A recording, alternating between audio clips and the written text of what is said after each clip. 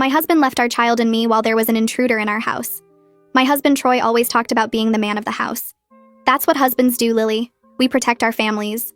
He'd puff out his chest at neighborhood barbecues, telling everyone how he'd handle any threat to his family. These criminals wouldn't know what hit them. October 15th, 2:47 a.m., glass breaking downstairs. I shook Troy awake. Someone's in the house. He sat up, listened. Our 4-year-old son Nate was sleeping between us because of nightmares. Troy grabbed his phone, then jumped out of bed. "I'm calling 911 from the car," he whispered. "What? What about us?" "I need to get help. Stay quiet." He was already pulling on his shoes. "Troy, don't leave us here. I'll be right outside. I can flag down the cops faster." He slipped out the bedroom door. I heard his footsteps on the stairs, the back door opening, his car starting. He drove away. I grabbed Nate, locked us in the bathroom, and called 911 myself while someone ransacked our living room. The intruder left after taking our TV and my grandmother's jewelry. Police arrived 12 minutes later. Troy pulled up right behind them. "Thank God you're safe," he said, hugging me in front of the officers. "Smart thinking, getting back up," one cop told him. Troy nodded like he'd orchestrated the whole response. The next morning, he explained his strategy over breakfast. "Listen, Lily. One person needed to get to safety to ensure help arrived. Basic survival tactics. You left your son. To save him. What if I'd stayed and the guy came upstairs? Then we'd all be victims. I made the tactical choice. The coward's choice. Don't be emotional about this. Men think strategically. Women just react."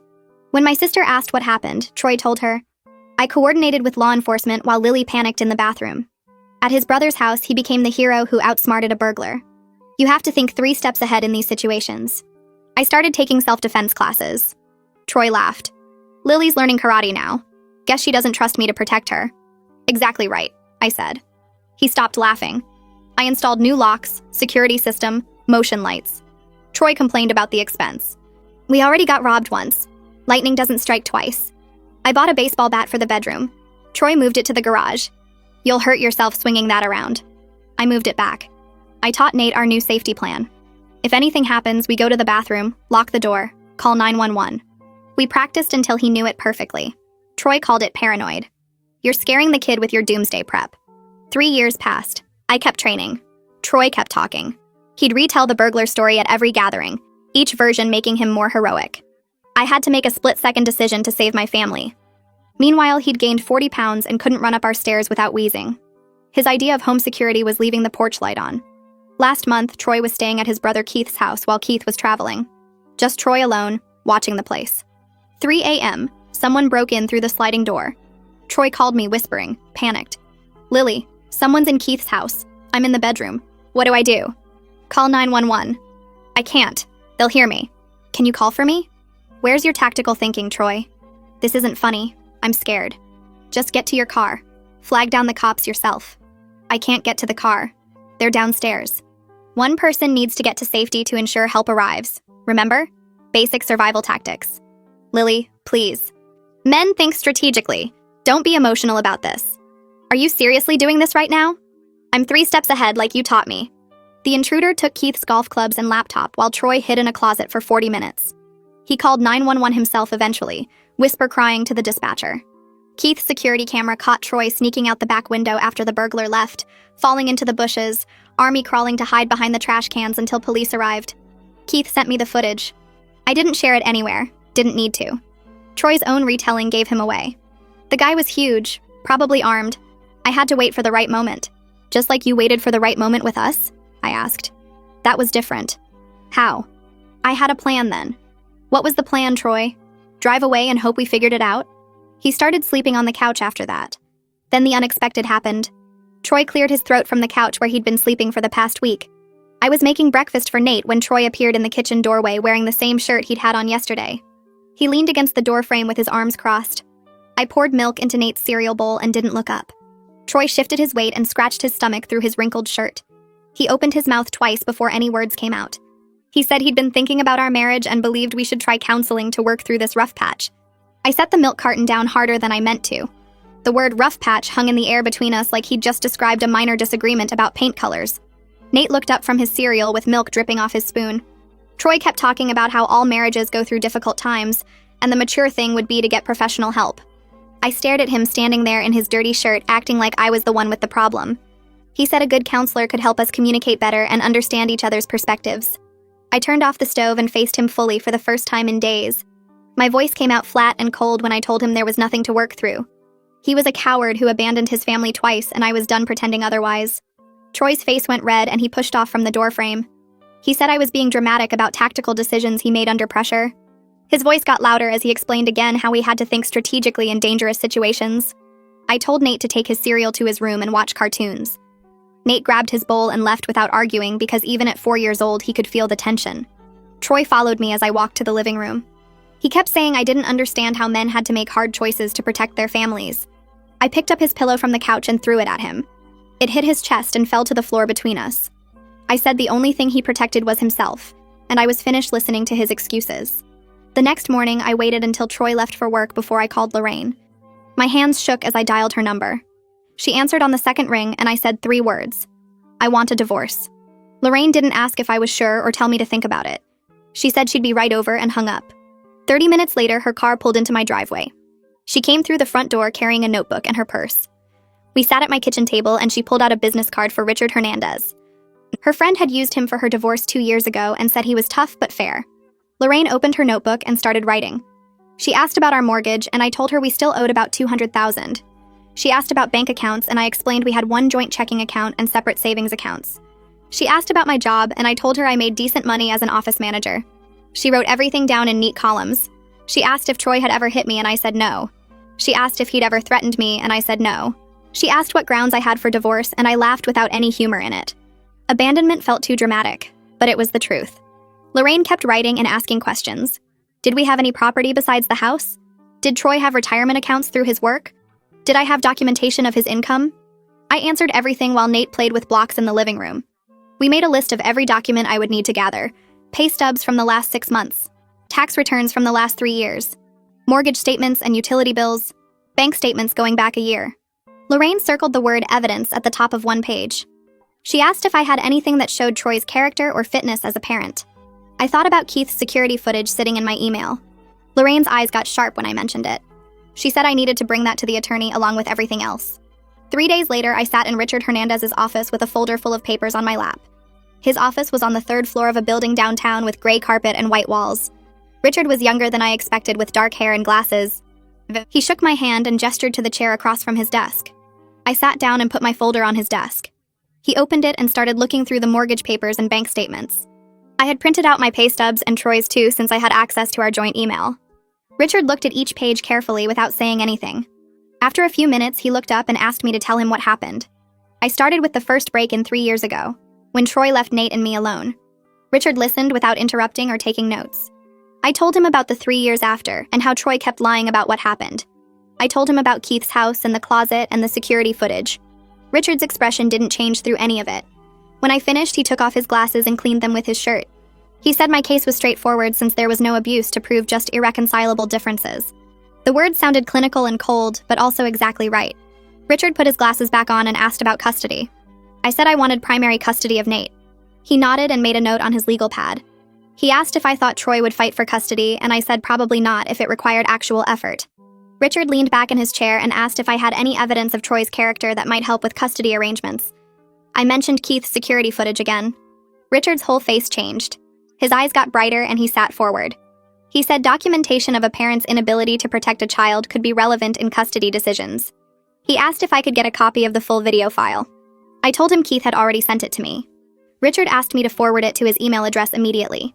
He said it wouldn't prove Troy was a bad father, but it would establish a pattern of behavior that contradicted his claims about being a protector. I pulled out my phone right there in his office and forwarded the email from Keith. Richard's computer dinged a few seconds later. He opened the video and watched the whole thing without saying a word. When Troy fell into the bushes, Richard's mouth twitched like he was trying not to smile. When the video ended, Richard closed his laptop and looked at me. He said we had a strong case for primary custody with Troy getting standard visitation. He explained the timeline for filing. It would take about a week to prepare the paperwork, and then Troy would be served. Richard said I should expect Troy to be angry and possibly vindictive. I told Richard that Troy had been sleeping on our couch for a week and barely spoke to me. Richard said that would probably change once Troy got served with papers. I left Richard's office feeling lighter than I had in months. I sat in my car in the parking garage and called Keith. He answered after 3 rings, sounding tired. I explained that I needed the security footage for my divorce attorney. Keith was quiet for a second and then said he was sorry it had come to that. I told him it had come to that 3 years ago, I just hadn't accepted it yet. Keith said he'd send me the full video file from his security system. I thanked him and was about to hang up when he spoke again. He said he was sorry Troy turned out this way. His voice had real sadness in it, like he'd lost something too. I told him it wasn't his fault his brother was a coward. Keith laughed, but it sounded hollow. He said he'd send the video within the hour. I thanked him again and hung up. My phone buzzed 50 minutes later with an email from Keith. The video file was attached along with a short message. The message said he hoped I got everything I deserved in the divorce, and that Nate was lucky to have me as his mom. I sat in my car and cried for the first time since this whole thing started. Troy came home from work at his usual time that Thursday. I had picked up Nate from daycare and fed him dinner. Nate was watching cartoons in the living room. I heard Troy's car in the driveway and my heart started pounding. The divorce papers were on the kitchen counter where I'd left them that morning. I heard Troy's key in the lock and the front door opening. He called out that he was home like this was a normal day. I didn't answer. I heard him walk through the living room and ruffle Nate's hair. Then his footsteps came toward the kitchen. I was standing by the sink washing Nate's plate. Troy walked in and saw the papers immediately. He stopped in the doorway. The papers were in a manila envelope with his name written on the front. Troy picked up the envelope and opened it. He pulled out the papers and started reading. I kept washing the plate even though it was already clean. Troy read in silence for what felt like 10 minutes. Then he looked at me with genuine shock on his face, like he never believed I'd actually do it. His mouth opened, but nothing came out. He looked back down at the papers and flipped through them. His hands were shaking slightly.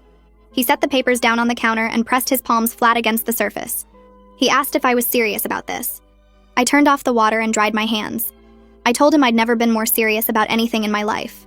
Troy tried the guilt approach first. He said I was breaking up our family over one mistake. His voice got soft and pleading. He asked what about Nate growing up without his father. He said kids need both parents and I was being selfish. I turned around and looked at him directly. I reminded him that he already chose to leave Nate during a home invasion, so he made that decision himself. Troy's face changed from sad to defensive. He said that wasn't fair, and I was twisting what happened. I asked him which time I was twisting.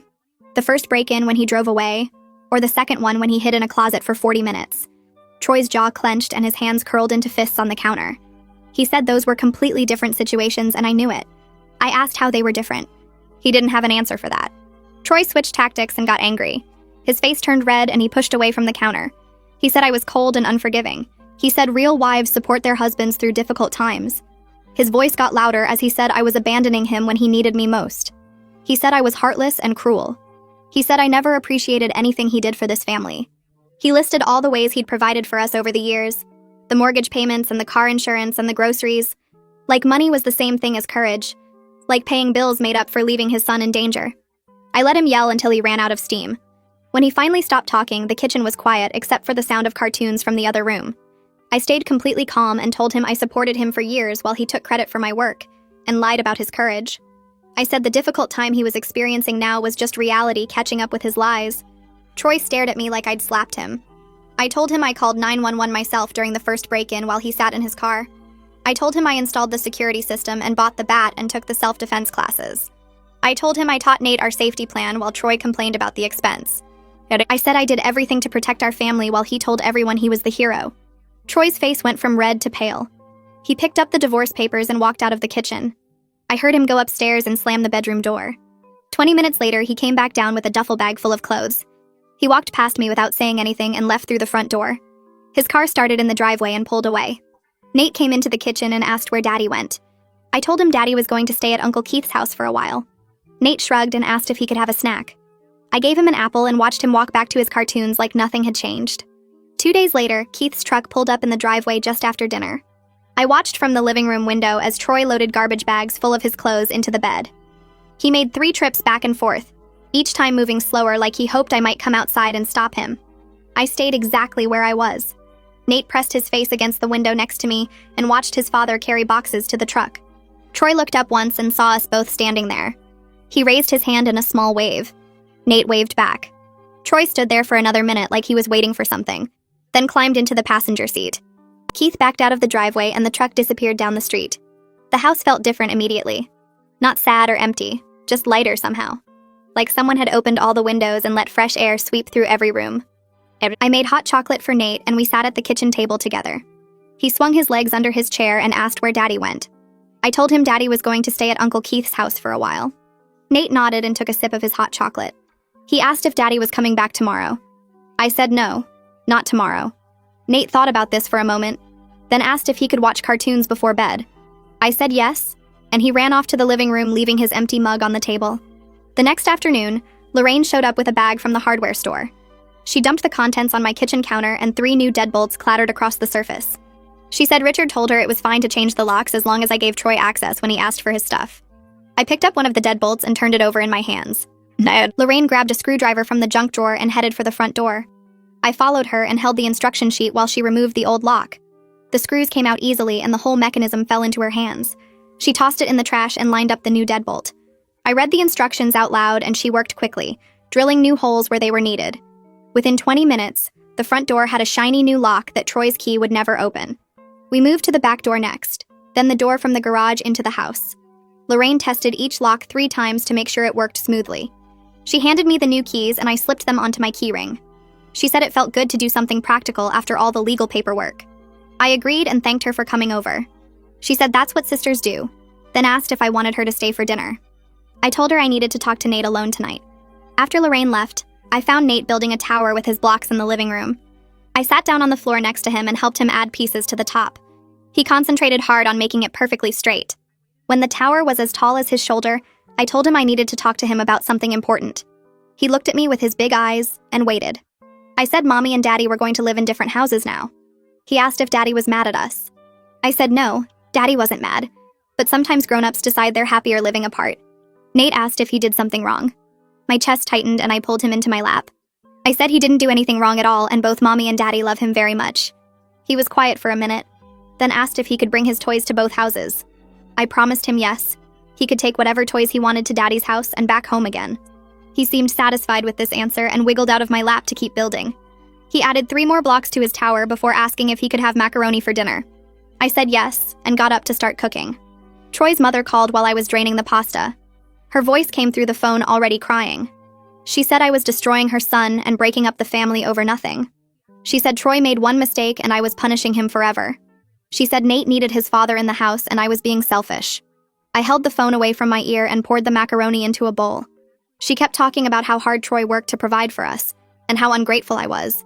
She said her son deserved better than a wife who gave up on their marriage. I let her talk for exactly 2 minutes while I stirred butter into Nate's macaroni. When she called me selfish for the 3rd time, I said I had to go and hung up. The phone rang again immediately. I turned it off and brought Nate his dinner. 3 days later, I walked into the gym for my regular class. Kira was setting up the training mats and looked up when I came in. She smiled and said I looked different somehow. I asked what she meant, and she said I seemed lighter, like a weight had lifted off my shoulders. I dropped my bag by the wall and told her I filed for divorce. Kira's face broke into a huge grin, and she crossed the mat in 3 long steps. She held up her hand for a high five, and I smacked my palm against hers. The sound echoed through the empty gym. She said it was about time and asked how I felt. I said I felt free for the first time in years. Kira said she could tell and that I'd been carrying Troy's fear around like it was my own. Other students started arriving and we began the warm-up, but I couldn't stop smiling. During partner drills, I moved faster and hit harder than I had in months. Kira noticed and called out encouragement across the mat. After class, she asked if I wanted to grab coffee sometime. I said yes, and we exchanged numbers. Richard called 4 days after that while I was making lunch. He said Troy hired an attorney and filed a response to the divorce petition. I asked what it said, and Richard explained that Troy was requesting joint custody with equal parenting time. He asked if I was comfortable with that arrangement given Troy's history. I said absolutely not. I told Richard I wanted primary custody with Troy getting supervised visitation at first. Richard asked if I had specific concerns about Troy's parenting. I reminded him about the break-in and how Troy left me and Nate alone in the house. I said Troy had never been alone with Nate for more than a few hours, and I didn't trust him to keep our son safe. Richard said those were valid concerns and he would draft a custody proposal. He said to expect Troy's attorney to push back hard. The letter arrived 6 days later. Richard called and read it to me over the phone. Troy's attorney called my custody request unreasonable and said it showed I was trying to alienate Nate from his father. The letter threatened to bring up my security measures as evidence of my unstable mental state. It said my paranoia about home safety demonstrated an inability to think rationally. Richard laughed while he read that part. I asked what was funny, and he said this strategy was going to backfire badly on Troy's attorney. He explained that my security preparations showed responsible parenting, especially since we actually were robbed. Richard said he would respond with documentation of everything I'd done to protect our family while Troy did nothing. I spent the next 2 days gathering evidence. I pulled out receipts for the security system, the new locks, the motion lights. I found my records from the self-defense classes showing 3 years of consistent training. I wrote down the safety plan I taught Nate and how we practiced it together. I documented the baseball bat Troy tried to hide in the garage. I made copies of the police report from our break-in. I printed out emails where Troy complained about the expensive security measures. I put everything in a folder and dropped it off at Richard's office. He flipped through the pages and nodded with approval. He said this painted a clear picture of a mother who took reasonable steps to protect her child while the father dismissed her concerns. He said Troy's attorney just handed us the custody case. 2 months crawled by with lawyers exchanging letters and filing motions. Richard kept me updated on every development but said we needed to wait for the mediation date. Finally, the notice arrived in the mail. We had a mediation session scheduled for the following Tuesday at 10 in the morning.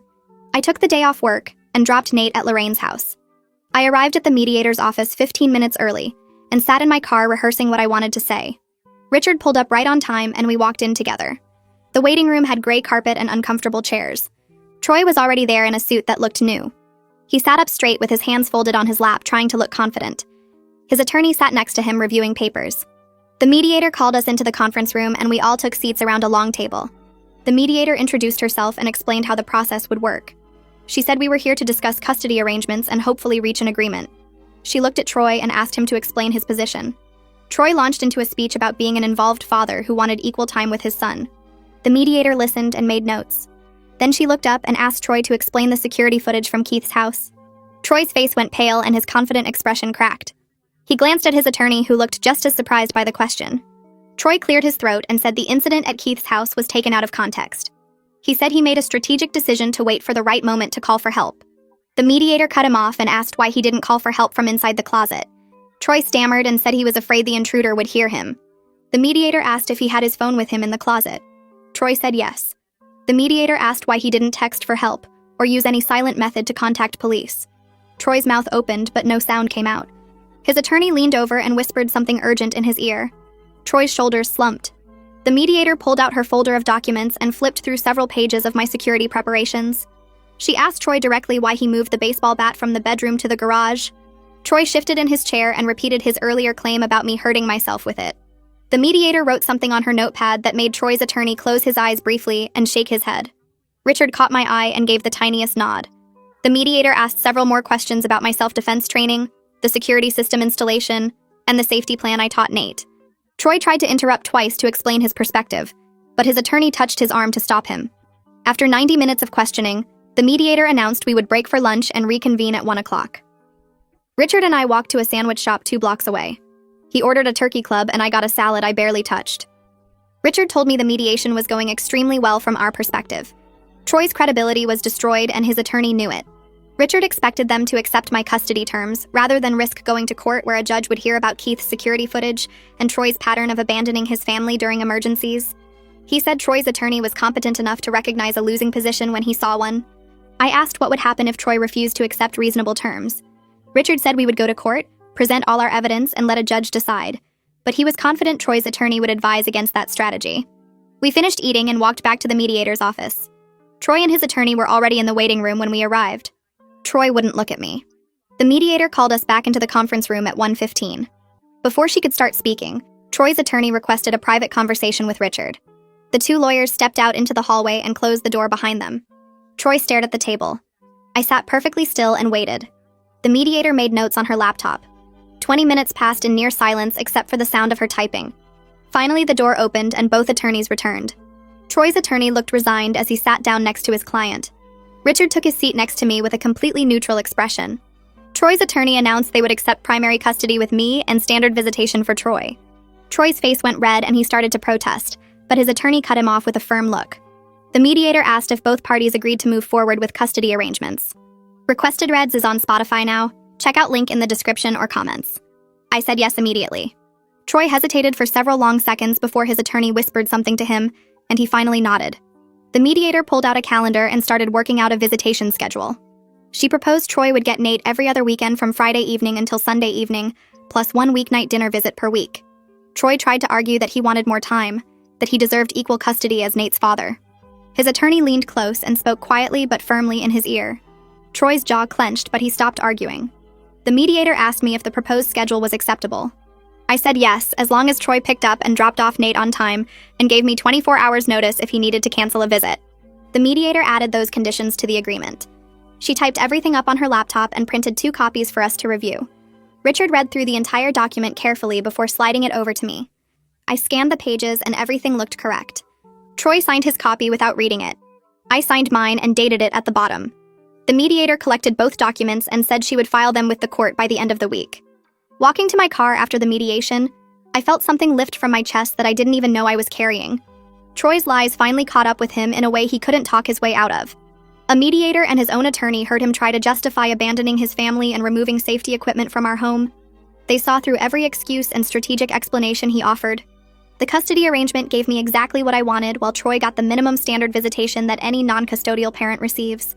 I sat in my car for several minutes before starting the engine, just breathing and letting the reality sink in. My phone buzzed with a text from Lorraine asking how it went. I texted back that I got primary custody and would tell her everything later. She responded immediately with 3 champagne glass emojis and said she was taking me out to celebrate. Lorraine picked me up at 7 that evening and drove us to a nice restaurant downtown with cloth napkins and actual wine glasses instead of the cheap ones we usually drank from at home. We ordered a bottle of wine and clinked our glasses together. Lorraine told me she was proud of how strong I had become over the past few years. She said watching me take self-defense classes and install security systems and finally stand up to Troy's manipulation showed real courage. I told her I didn't feel particularly courageous. I just got tired of being scared and started doing something about it. She said that's exactly what courage is. We talked about the mediation and laughed about Troy's attorney trying to use my security preparations against me. Lorraine said any reasonable person would see those as responsible parenting choices, especially after we were actually robbed. I realized she was right about something else too. I wasn't the same person who married Troy 7 years ago. That version of me believed his stories about being the man of the house and protecting his family. This version knew the truth and refused to pretend otherwise. Troy exercised his first visitation weekend 2 weeks later. He arrived at 6 o'clock on Friday evening to pick up Nate. Our son came downstairs with his little backpack full of toys and his favorite stuffed elephant.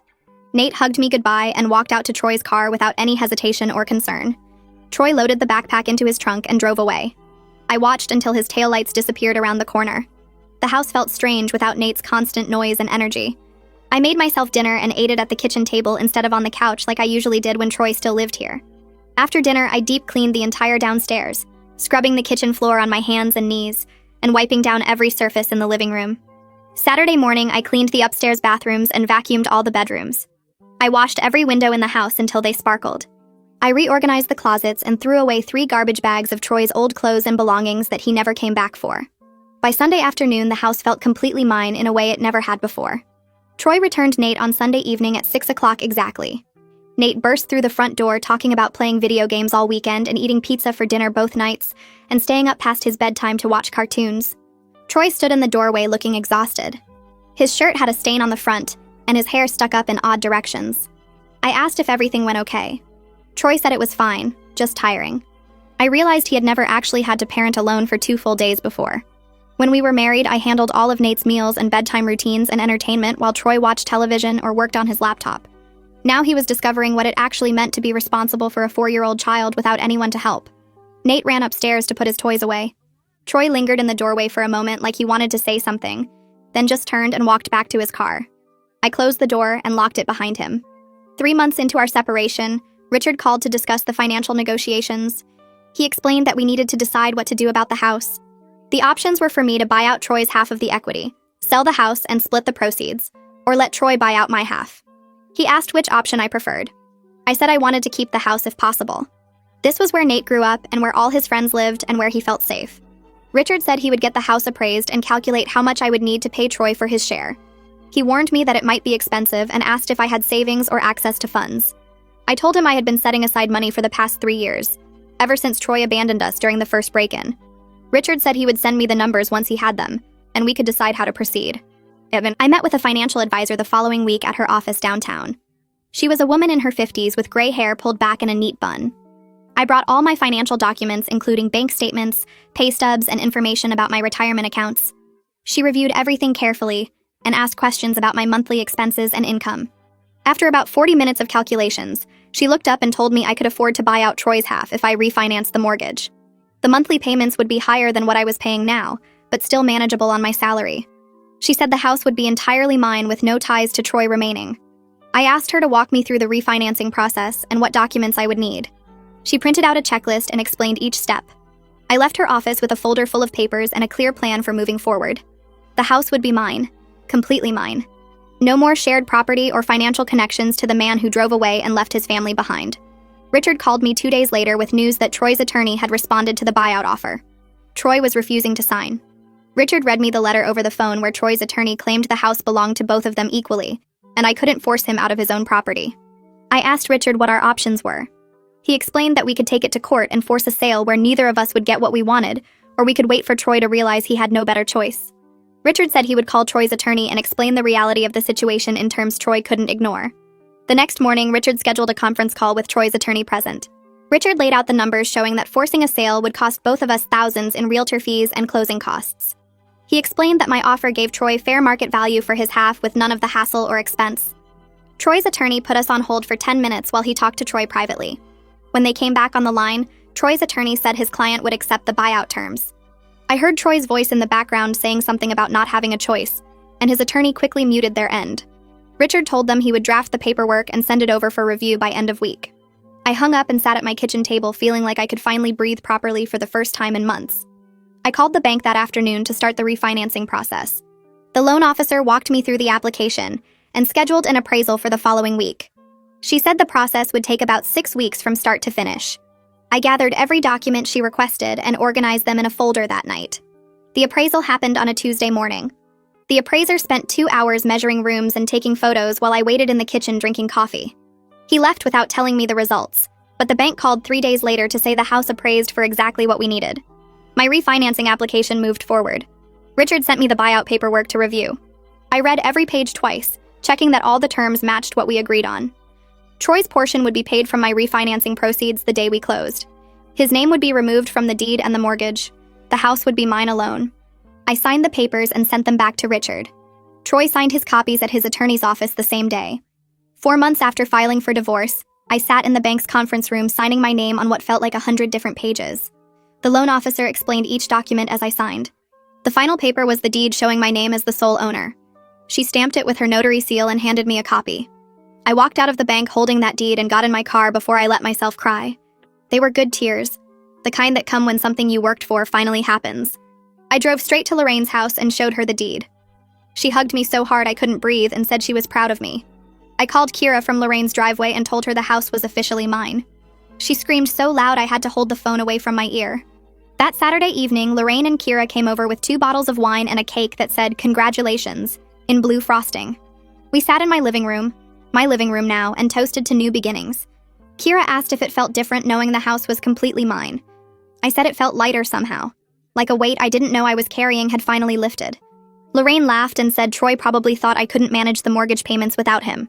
Kira said she hoped he was somewhere right now realizing how wrong he was about me. We finished both bottles of wine and most of the cake. They left around midnight and I walked through every room of the house turning off lights.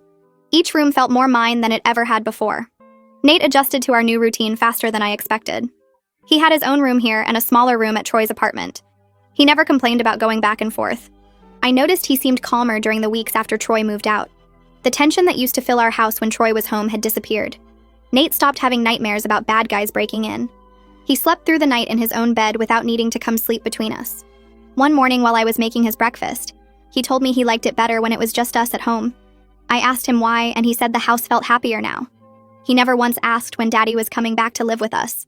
3 weeks after the house became officially mine, Troy picked up Nate for his weekend visit. He stood in the doorway longer than usual while Nate ran to get his backpack. Troy mentioned casually that he had started seeing someone new. Her name was Jennifer, and she worked at his office. I told him that was nice, and I hoped it worked out for him. His face did this weird thing where his smile froze and then fell. He had clearly expected a different reaction. He said Jennifer was really great and they had a lot in common. I said that sounded wonderful, and asked if he needed anything else because I had plans. He left looking confused and slightly annoyed. Nate came back with his backpack and gave me a hug before running out to Troy's car. The next week was Nate's parent-teacher conference at his preschool. I arrived 15 minutes early and sat in the hallway waiting for my turn. Troy was supposed to come, but he texted an hour before saying he couldn't make it because of work. The teacher called me in, and we sat at a small table covered with Nate's artwork. She pulled out a folder of his schoolwork and showed me his progress. Then she smiled and said Nate talked about me constantly in class. She said he told all the other kids that his mommy was really strong and could fight bad guys. He had announced during circle time that I could fix anything that broke in our house. The teacher said she had never seen a child so proud of their parent. My eyes filled with tears and I had to look down at the table for a minute. She handed me a tissue and said I was clearly doing something very right. I thanked her and left the conference feeling like my heart might burst. 6 months after I filed for divorce, Richard called me on a Tuesday morning while I was getting ready for work. He said the divorce was final. The judge had signed the papers and it was officially done. I was no longer married to Troy. I thanked Richard for everything he had done and hung up the phone. I stood in my bedroom holding my phone and waiting to feel something big. Instead, I just felt relief, like someone had opened a window in a stuffy room. I went to work and had a completely normal day. That evening, I cooked dinner for Nate and helped him with a puzzle. We watched a cartoon before bedtime and I tucked him in like always. Nothing felt different because my life had already changed months ago when I decided to stop accepting Troy's version of reality. 3 months later, Troy called me on a Saturday afternoon. His voice sounded different, smaller somehow. He said Jennifer had broken up with him the week before. He wanted to talk about us and what we used to have together. I told him there was no us anymore, and there hadn't been for a long time. He said we had good years together before everything went wrong. I reminded him that we had a marriage where he lied constantly about who he was and what he had done. I said I was much happier now than I ever was with him. He tried to argue, but I told him I had to go and hung up. He didn't call back. 2 weeks after that conversation, my boss called me into her office. I thought I was in trouble for something, but she smiled and told me to sit down. She said the company was creating a new team lead position, and she wanted to offer it to me. The promotion came with a significant raise and more responsibility. She said she had noticed my confidence and leadership skills had improved dramatically over the past year. She asked if I was interested. I said yes before she even finished explaining the details. I left her office and texted Lorraine and Kira the news. They both responded with celebration emojis and demanded we go out to celebrate that weekend. I picked up Nate from daycare that afternoon and told him Mommy got a promotion at work. He asked what that meant, and I explained that it meant I did a good job, and now I would have more important work to do. He said he knew I was good at my job because I was good at everything. I hugged him tight and drove us home to our house, the one that was completely ours, where we were building a life that had nothing to do with Troy's lies or his version of who I was supposed to be. A week after my promotion, Kira pulled me aside after class and asked if I wanted to help teach the beginner self-defense session on Saturday mornings. She said the new students always asked about me and wanted to know my story. She told me I was an inspiration to them, and she thought having me assist would make a real difference. I agreed without thinking twice about it. That first Saturday, I stood in front of 12 women who looked just like I had 3 years ago, nervous and unsure but determined to learn. I showed them basic strikes and blocks while Kira corrected their form. One woman asked me why I started training, and I told her the truth about Troy leaving us during the break-in. I watched their faces change as they realized I wasn't just some fitness person teaching moves. I was someone who actually needed these skills. After class, 3 of them thanked me and said hearing my story made them feel less alone. I drove home feeling like I had found something I was meant to do. The following weekend, Troy was supposed to pick up Nate on Friday evening, but he texted at 4 saying something came up at work and he couldn't make it. Nate shrugged when I told him and asked if his friend from daycare could come over for a sleepover instead. I called the friend's mom and set it up. 2 weeks later, Troy canceled again with the same excuse about work. Nate barely looked up from his coloring book when I told him. He just asked if we could make pancakes for breakfast and watch cartoons all morning. I said yes, and realized my son was completely fine without his father's presence. He had stopped asking when Daddy was coming and stopped talking about their visits unless I brought it up first. 8 months after filing for divorce, I was pushing my cart through the grocery store when I saw Troy in the produce section with a woman I didn't recognize. He had gained at least another 20 pounds, and his face looked puffy and tired. The woman next to him was young, maybe mid-20s, and she kept looking at her phone while Troy picked through the apples. I was wearing my gym clothes after teaching a morning class, and I felt strong and healthy and completely unbothered by seeing him. Troy looked up and made eye contact with me across the vegetables. His expression shifted from surprise to something like embarrassment. He walked over with the woman trailing behind him and tried to start a conversation about how good I looked. I thanked him and kept loading produce into my cart. He introduced the woman as Jennifer, and she gave me a tight smile that didn't reach her eyes. Troy started talking about the weather and asking about Nate in this fake, casual way that made it clear he was performing for Jennifer. She checked her phone again and touched his arm while saying they needed to get going. Troy nodded and said it was good seeing me. I waved and told them to have a nice day, then went back to my shopping. I felt absolutely nothing about the encounter except maybe a little relief that he was someone else's problem now. I finished my shopping and drove home thinking about what to make for dinner, and Troy didn't cross my mind again. The next month, Nate started kindergarten, and I went to the parent orientation by myself because Troy forgot about it. He sent me a text 2 hours after it ended apologizing and saying work had been crazy. I sat in the classroom with the other parents while the teacher explained the curriculum and daily schedule. A mom next to me asked if my husband couldn't make it, and I told her I was divorced.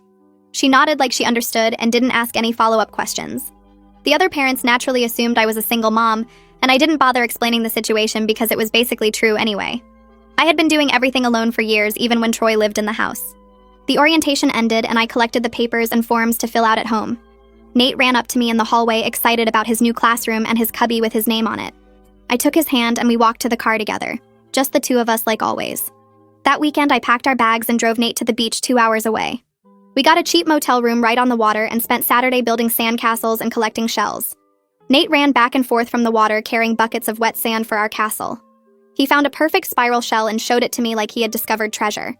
We ate pizza for dinner and walked on the beach at sunset. Back in the room, Nate laid out all his shells on the bed and told me this was the best vacation ever, because we were happy. I tucked him in and sat on my bed looking at the shells he had arranged by size. I felt something settle in my chest, a kind of peace I hadn't felt in years. The next week, Lorraine came over for coffee and told me I seemed like a completely different person than I was a year ago. She said I was more confident, more at peace, more myself. I thought about her words after she left and realized she was right. I finally felt like the person I was always supposed to be before I spent years trying to manage Troy's ego and protect his feelings. I had built a life that was mine, not one that revolved around someone else's lies and insecurities. I looked around my house with its new locks and security system and felt proud of everything I had created. 2 days later, Troy called while I was making dinner. He asked if we could talk about reducing his child support because he was having financial difficulties.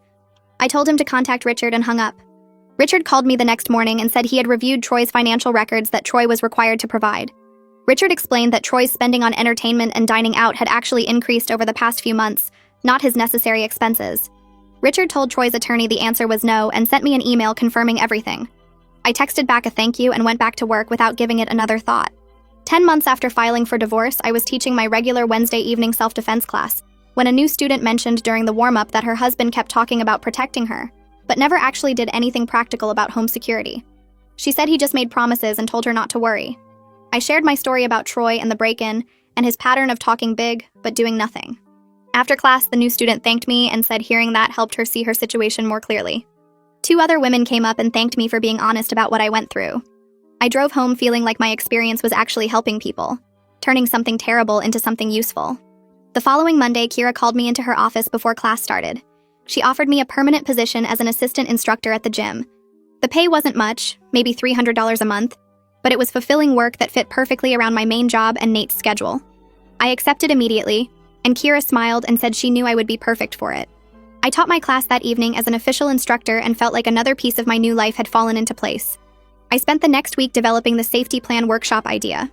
I called it Family Safety Basics and designed it around practical steps parents could take without needing years of training.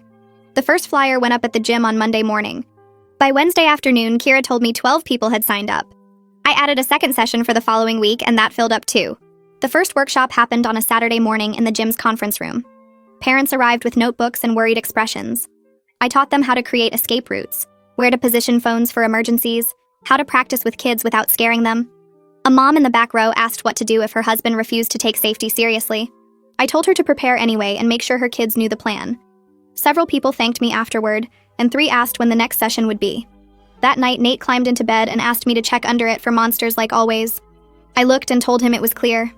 He pulled his blanket up and said he liked our house because he knew what to do if something scary happened. I asked him what he meant. He explained that some of his friends at the school didn't have special plans like ours. They didn't know about the bathroom safe spot or how to call for help. He said he felt lucky that I taught him everything. I kissed his forehead and told him I would always make sure he was safe.